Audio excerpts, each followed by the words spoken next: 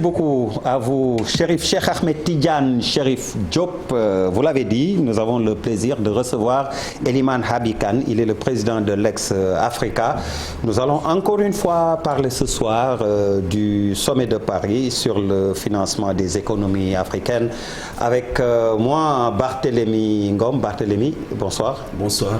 Bonsoir à Elimane. Bonsoir Abdoulaye Der et bonsoir à Barthélémy, à tous ceux qui vous suivent. Bonsoir M. Kane. On avait commencé la discussion juste avant de prendre l'antenne. Il était question de la forme de ce sommet.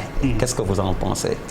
Oui, je pense qu'un sommet sur l'Afrique, convoqué par le président français Emmanuel Macron à Paris, ne peut ne pas encore choquer certains Africains qui, depuis très longtemps, en fait, appellent à plus de hauteur et de responsabilité à nos dirigeants, donc ce qui nous représente, pour que l'Afrique enfin puisse régler ses problèmes elle-même en Afrique et les poser entre nous. Et je pense qu'un tel sommet, l'Afrique en avait besoin de l'organiser en terre africaine avant d'attendre que ce soit une initiative encore maîtrisée par la France et qui, avec le FMI, estiment eux-mêmes ce dont l'Afrique a besoin et le chiffrer en termes de milliards de dollars, quelque chose comme 295 milliards de dollars, et que donc c'est encore des concepts comme aide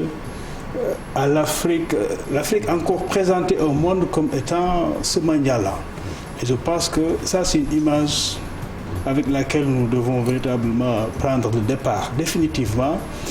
Et il s'agit d'une erreur en termes de stratégie diplomatique tout simplement. Et je pense qu'on n'a plus besoin d'aller nous lamenter là-bas.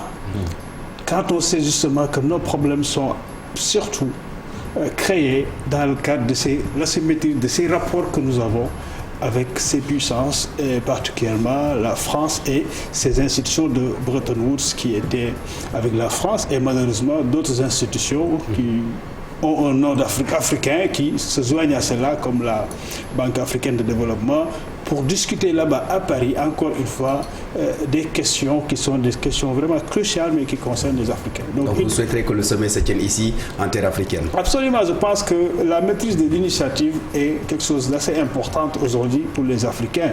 C'est une question de souveraineté, et aujourd'hui, on a tous les moyens qu'il faut en termes de compétences intellectuelles, en termes de cadres de réflexion, même au-delà des cadres publics, des cadres qui sont des initiatives privées, des organisations de la société civile, des think tanks qui existent en Afrique, qui sont capables de faire la production nécessaire, de faire des situations diagnostiques de l'Afrique. Et beaucoup l'ont fait d'ailleurs depuis le début de cette pandémie, parce qu'il s'agit d'une situation qui est née ou qui a été accélérée par la pandémie. Donc l'Afrique a la possibilité de prendre son propre destin en main.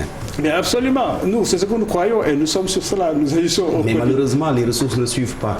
Ah non, si, les ressources sont en Afrique. Mais regardez en termes de chiffres, les réserves qu'on a en matière de ressources minières dans le monde, qui existent en Afrique. Mais c'est énorme. En France, il n'y a pas ces ressources-là. Pourtant, on va demander c'est la France qui nous dit que oui, nous allons faire des droits de tirage spéciaux et nous allons en faire profiter aux Africains. Parce que sur la quantité de 650 milliards de dollars de droits spéciaux, de tirages de droits spéciaux qui vont se faire, il n'y a que 36 milliards qui vont à l'Afrique tout entière. Alors, donc, ça, c'est des situations, des rapports économiques, des rapports géostratégiques qui ont créé cela. Et pourtant, l'Afrique a ses ressources. Et quand on a des ressources... Il faut revoir cette coopération-là. Mais il faut complètement faire le shift. Dans ce cas-là, il faut faire le shift parce qu'il faut qu'on arrête de tendre la main et de regarder vers l'Europe, vers l'Occident pour régler nos problèmes. Il faut qu'on regarde à nous-mêmes, chez nous, en Afrique, sur notre terre, notre sous-sol, etc., les ressources que nous avons. Regardons-nous, nous, les yeux dans les yeux, les ressources humaines que nous avons en Afrique. Donc on a l'essentiel qu'il faut. Si on a ces ressources, qu'est-ce qui reste pour se sortir d'affaire? Comment exploiter ces ressources? C'est tout simplement l'exploitation. Oui, c'est des bonnes politiques économiques. Et malheureusement, dans le cadre de l'exploitation, certains pays africains sont obligés d'aller chercher une main étrangère pour l'exploitation. Oui, tout cela est encore dans ce récit de domination, dans ce récit aliénant qui nous dit toujours que vous n'avez rien, il faut que vous veniez avec nous pour faire. Ce qui est faux. On a des ressources qui sont là et ça c'est démontré par tous les rapports sérieux. Il suffit de voir aussi l'attrait que l'Afrique a par rapport au privé international, accompagné par des États, des puissances internationales pour venir exploiter, créer de la valeur ajoutée ici, des richesses qui sont créées, mais dont l'usufruit, donc le profit, n'est pas partagé avec les Africains. Nous échappe tout simplement par différents mécanismes sur lesquels nous pouvons tout simplement développer. Voyez-vous, nous travaillons beaucoup sur la question des flux financiers illicites.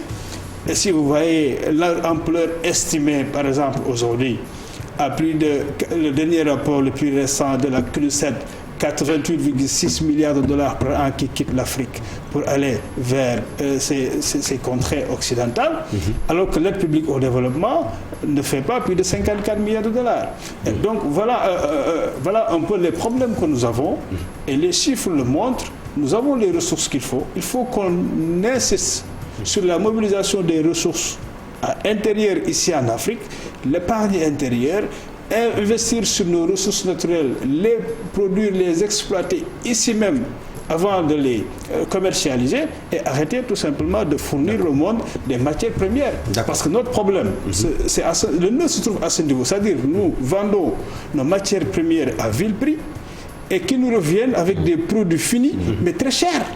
Voilà comme ça, comment un peu les Africains aujourd'hui sont les dindons de cette farce-là internationale. On le sait, les économies africaines ont été frappées de plein fouet par cette pandémie de Covid-19, d'où ce sommet là d'ailleurs, pour financer les économies post-Covid.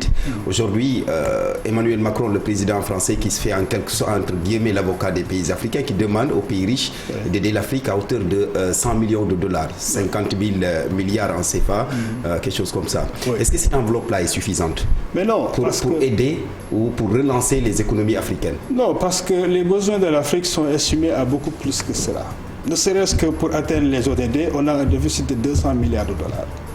Et si vous voyez les estimations que le FMI a fait par rapport à ce sommet, c'est un besoin de 295 milliards de dollars. C'est une goutte d'eau dans la mare, alors. Voilà. Et donc la différence est énorme. Si on considère les possibilités en matière de tirage de droits spéciaux, l'Afrique est à 36 milliards. Donc il y a un gap. C'est pour cela qu'il y a cette initiative, encore une fois, de la France qui invite d'autres pays autour de la table pour aller jusqu'à 100 milliards de dollars, ce qui est loin d'être suffisant et ce dont on n'a même pas besoin. Parce que je vous l'ai dit en même temps, 100 milliards de dollars, nous, par an, nous perdons 88,6 milliards de dollars qui sont produits et créés ici et qui nous échappent par l'évitement ou bien la fuite par rapport aux droits fiscaux que ces entreprises doivent payer ici sur notre continent. D'accord. Ouais. Alors, donc ce n'est pas suffisant. Alors, mais la question est de savoir aujourd'hui, vous avez évoqué tout à l'heure la question des ressources, mais dans le fond, de façon un peu générale, comment relancer un peu les économies? Est-ce que l'exploitation des ressources à elle seule suffit? Moi, je pense que le président a parlé de paradigme. Mais je pense qu'il n'a pas touché le vrai paradigme qui doit changer. Parce qu'il est resté sur les standards internationaux liés au déficit budgétaire, liés au plafonnement des dettes, ce qui est vrai. Même avant lui, Macron lui-même, au milieu de la crise Covid, avait dit que oui, ces éléments-là n'ont pas de sens. Parce que c'est des gens qui en ont décidé tout simplement, mais sur la base de quoi? On se rend compte qu'effectivement, l'économie fonctionne autrement. Et heureusement que nous avons beaucoup de production économique par des chercheurs qui sont des chercheurs africains qui nous montrent qu'effectivement, ça n'a pas de sens. On peut en citer beaucoup. Au Sénégal même, Kassé, Ndongo Sambasila, etc. Il y en a qui sont dans une perspective qui est une perspective de déconstruction de ces idées reçues qui ne veulent absolument rien dire. Donc, on est d'accord sur ce plan-là que ça, c'est pas un problème. Mais le vrai paradigme qu'il faut toucher, c'est d'abord un paradigme économique, c'est-à-dire lié même à la science économique. C'est-à-dire qu'il faut une autre lecture différente. Donc, des théories économiques qui président à ces réformes-là. L'économie néolibérale ne règle pas le problème. Et nous devons changer de façon de voir. Voyez-vous, et là, il y a des propositions qui sont réelles. Ne serait-ce que sur la question de l'endettement, parce que c'est l'endettement qui permet de financer. Si je reviens d'abord au concept, parce que Macron... on va revenir sur ça. Oui, parce que le Sénégal supporte encore. Oui, Macron, certains économistes d'ailleurs parlent de doctrine Macron, mais au fond, cette doctrine, c'est quoi? Cette doctrine se base sur un paradigme de financement international du développement qui dit à nos États: il faut que vous mobilisez les ressources domestiques, exploiter et accélérer l'exploitation des ressources. Mais il faut que vous travaillez dans le partenariat public-privé. Et cela veut dire quoi? Cela veut dire qu'il faut que l'investissement qui se fait pour le développement en Afrique puisse être un moyen de financer l'entreprise privée internationale qui intervient chez nous. C'est exactement ça, cette logique. Et donc, nous, si nous voulons nous en sortir, créer le progrès économique social des Africains. Je ne parle pas de chiffres qu'on colle à l'Afrique. Je parle du bien-être des Africains. Ça, c'est mesurable. Et ça, si nous voulons faire cela, il faut changer effectivement ce paradigme de financement du développement. Il faut travailler en mobilisant les ressources chez nous. Il faut travailler également en changeant les options économiques, les politiques monétaires surtout. Et les économistes l'ont montré, même le week-end dernier avec les samedis de l'économie, c'était sur la théorie monétaire, la nouvelle théorie monétaire, qui dit que finalement, pour financer le développement, un pays qui a des ressources n'a pas besoin de s'endetter sur des devises étrangères, c'est de la monnaie étrangère. Parce qu'il doit être en mesure de créer la monnaie, parce que c'est la création de monnaie investie et produit qui fait véritablement l'économie et qui peut permettre de régler les problèmes d'emploi que nous avons. Ça pose deux problèmes. On voit que les États-Unis sont surendettés, tout comme l'Europe. Plus de 27 fois le taux d'endettement de l'Afrique pour ce qui est des États-Unis, 16 ou 17 fois pour l'Europe. Mais également, de l'autre côté, comme vous dites, ça pose le problème d'une monnaie communautaire. Absolument. Est-ce que, effectivement, il faut aller faire cette monnaie communautaire pour l'Afrique? Oui, parce que ces États se permettent de créer de la monnaie. Quand il y a eu la crise en 2009, ils ont mobilisé tellement de dollars qu'ils ont investi, injecté dans l'économie, donné à des banques qui elles-mêmes n'ont pas respecté les critères par rapport au niveau aux opérations de prêt que ces banques peuvent faire. Donc eux, ils peuvent fouler au pied les règles qu'ils établissent eux-mêmes, mais nous, on nous les impose tout simplement. Parce que, regarde le Japon, qui s'endette sur sa propre monnaie, qui est un taux d'endettement de 240%. Vous avez parlé des États-Unis. Le taux d'endettement de l'Europe aujourd'hui est à combien? À 87%, alors que sur l'Afrique, on est à 60%. Donc voilà, ce n'est pas ces éléments-là que nous devons considérer pour décider de nos politiques économiques. Ce que nous devons faire, c'est reprendre l'initiative de nos propres économies économiques, de discuter, d'analyser notre contexte, parce que tout revient au contexte, et d'avoir le courage de prendre des décisions. Mais ces décisions-là, pour les prendre, il faut qu'on soit ensemble. D'où l'intérêt de travailler dans un cadre d'une Afrique unie, où les 54 États se retrouvent, développent des politiques cohérentes, panafricaines, exhaustives, et pour tout simplement... Qu'est-ce que vous pensez des spécialistes financiers qui prédisent quand même des lendemains sombres post-Covid, justement, pour nos économies? Comme disait Barthélemy, comme on est toujours dans les perspectives, il y a certains spécialistes qui disent qu'on va vers des lendemains très... Oui, mais ça c'est normal, parce que si tu vois l'Afrique, regarde un peu quel a été l'impact véritablement de la pandémie en Afrique. Ça n'a pas été, en dehors de certains pays comme l'Afrique du Sud, un impact sur le plan sanitaire.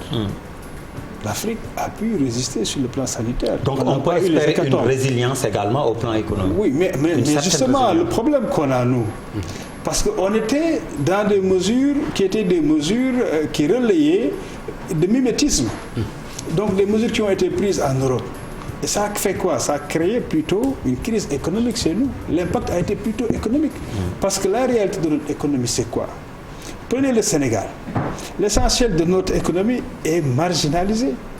Ce que j'appelle moi les marginalités populaires actives, c'est l'économie populaire, l'économie immédiate, l'économie appelée comme vous voulez informelle, etc.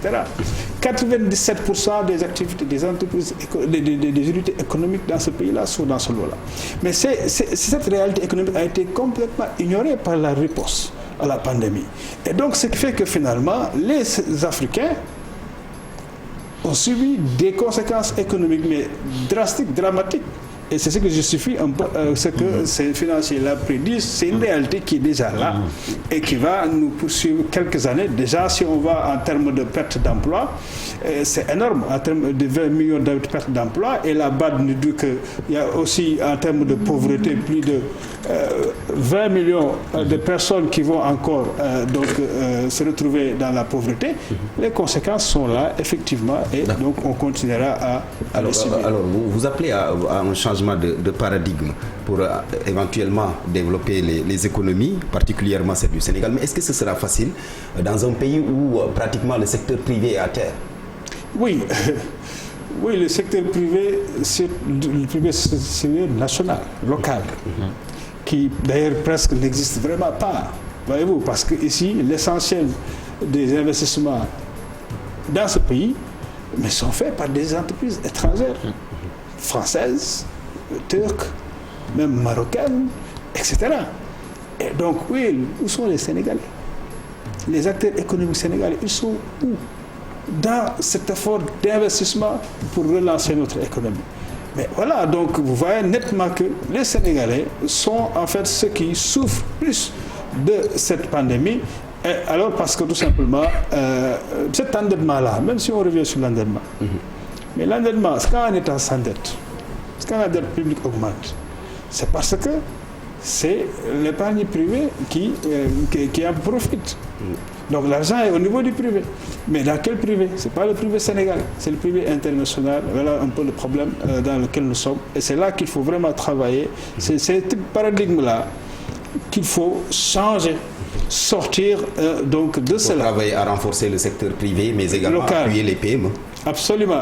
Mais bien sûr, quand on parle de secteur privé local, c'est les PME, mais c'est les plus petites et moyennes entreprises également qu'il faut booster, encadrer. C'est cette masse de jeunesse qui est là, qui est diplômée, c'est-à-dire qui a un peu de compétences, mais à laquelle il faut montrer les opportunités parce qu'elles existent. Ce qui veut dire que le travail qu'il faut faire, c'est un travail de prospective pour dénicher les opportunités économiques qui existent, celles qu'il faut créer en utilisant de nouveaux moyens comme les technologies, le numérique, etc. Mais également celles qu'il faut renforcer en ramenant les gens vers l'essentiel, c'est-à-dire d'abord l'agriculture. Il faut que nos jeunes s'investissent dans l'agriculture, l'élevage, etc. Donc cette production primaire sur la base de laquelle nous pouvons quand même développer une certaine industrialisation qui est en fait le maillon où on peut véritablement créer l'emploi de masse, donc l'emploi à échelle industrielle tout simplement. Il y a aussi l'autre aspect la fiscalité pour permettre aux entreprises de souffler un peu. Oui, vous savez, la fiscalité, on en parle beaucoup. Ça peut être des mesures d'accompagnement incitatives pour faciliter, comme on le fait d'ailleurs pour attirer les investissements directs étrangers, alors qu'on n'a vraiment pas besoin de le faire. Parce que ce qui fait décider les grandes entreprises, les grands investisseurs, ce ne sont pas les incitations fiscales, malheureusement. Et ça, des études l'ont montré. Donc, mais ceux qui ont plus besoin de ces incitations fiscales, ce sont les entrepreneurs qui n'ont pas de moyens, qui sont là, à qui on peut soulager les charges pour leur permettre de développer et de démarrer donc une unité économique ou de production qui peut marcher. Et ensuite, maintenant, quand ils seront sur la sellette, ils pourront véritablement contribuer donc également contribuer donc sur le plan fiscal, et tout simplement parce qu'un État a aussi besoin de la fiscalité pour exister et financer. Barthélémy a embrayé sur la fiscalité, moi c'est plutôt, mais je lui ai laissé la priorité. Je voulais plutôt parler, donc vous parliez d'emploi, d'industrialisation, de l'agriculture. Le conseil présidentiel qui s'est tenu il n'y a pas longtemps, pour vous, est-ce que ça a répondu à vos attentes? Pour ce qui est des pistes de solutions dégagées. Bon, il y a des pistes. Et les 3 fois 150 milliards sur 3 ans dégagés. Oui, il y a des pistes intéressantes. Parce que même il y a une loi sur les startups. Ça, il faut saluer cela. Donc ça va dans ce sens-là qu'on était en train d'évoquer tout à l'heure. Par contre, par rapport à la question de l'emploi, moi je pense que on n'est pas vraiment sur la bonne stratégie. Parce qu'on privilégie un peu les chiffres. C'est comme si l'emploi... Comme je l'appelle l'approche financière. Oui, c'est ça. Une approche financière. On peut dire même mercantile. C'est-à-dire que c'est comme si l'emploi, c'est un produit qu'on va acheter à la boutique. Tu mets 450 milliards, tu gagnes tant d'emplois. Mais non, ce qu'il faut, c'est même avant l'argent, comme je l'ai dit tantôt, un travail de prospective, un travail de maîtrise de notre potentiel économique, de connaissance, de mapping tout simplement des zones économiques, revenir même à l'aménagement du territoire, voyez-vous, pour connaître mais où sont les pôles économiques que nous avons. S'il faut faire des spécialisations, concentrer également des services d'accompagnement liés à ces types de spécialisation qui sont dessinés au niveau national et donc permettre à ce que ces jeunes-là s'inscrivent. Bien identifier les leviers sur voilà, lesquels s'appuyer. Et puis que ce soit clair dans la tête du jeune qui se dise je ne vais pas me lever pour amener un papier qu'on appelle diplôme quelque part pour trouver un emploi. Non, l'emploi aujourd'hui, ce n'est pas une position qu'il faut aller occuper.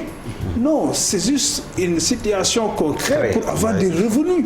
C'est ça qui est important, avoir des revenus. Donc ça, il faut que ça soit dans la mentalité, le mindset des jeunes. Et je pense que ce travail-là, c'est un travail psychologique, ce que je n'entends nulle part, et que l'État devrait faire aussi pour conditionner nos jeunes dans une nouvelle mentalité. Donc de faire les affaires autrement, et donc de se dire que, voilà, l'emploi, ce n'est pas seulement un bureau quelque part, ce n'est pas devenir fonctionnaire, ils ne sont pas nombreux. Combien de fonctionnaires on a au Sénégal? 120 et quelques mille. Au fond, combien de salariés? À peu près 500 000 salariés sur 16 millions. Ce n'est absolument rien. Ça aussi, ça veut dire que le champ de l'emploi, c'est encore dans les marginalités. C'est là-bas qu'il faut aller travailler tout simplement. Et je pense que là, l'État ne peut pas le faire dans une politique centralisée. L'État doit le faire en s'appuyant sur les dynamiques locales, sur les forces qui existent, sur les idées innovantes que les gens développent en privé pour tout simplement donc favoriser un mouvement qui pourrait nous mener un jour, si l'esprit suit, vers le plein emploi. Allez, Barthélémy, peut-être la dernière question. Bon, la dernière question, c'était par rapport à l'environnement. C'est vrai, on dit souvent que l'État ne crée pas d'emplois, mais l'État crée des conditions, il favorise la création d'emplois. Alors, sur cet aspect, est-ce que vous pensez que l'environnement est aussi dégagé pour permettre aux investisseurs de travailler, éventuellement de recruter? Moi, je pense qu'on ne peut pas le dire. Parce que quand je parle d'environnement des affaires, je ne pense pas justement à l'investisseur étranger qu'on essaie d'attirer. Parce que le doing business qu'on a ici, c'est le doing business pour les multinationales. Mais un doing business pour le Sénégalais qui va partir de rien pour se faire et devenir entrepreneur, c'est sur ça qu'il faut travailler.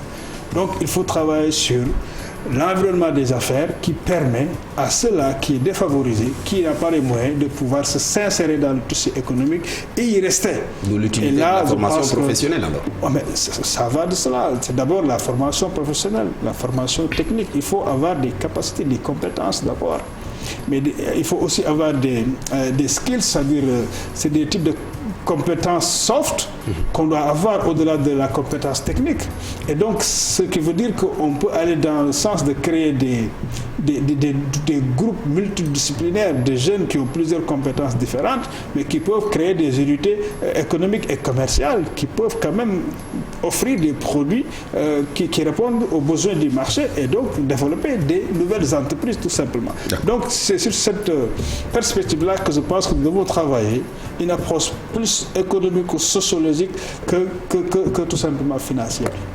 Merci à vous, Barthélémy Ngom. Merci à Eliman Habib Wane, c'est le président. Habib Kane. Voilà. Habib Kane, Wane Kane. Les Wane sont mes parents. Les Wane Voilà, exactement. Alors, Eliman Habib Kane, président de l'Ex-Africa, merci à vous également de nous avoir suivis chez vous. À demain, Inch'Allah.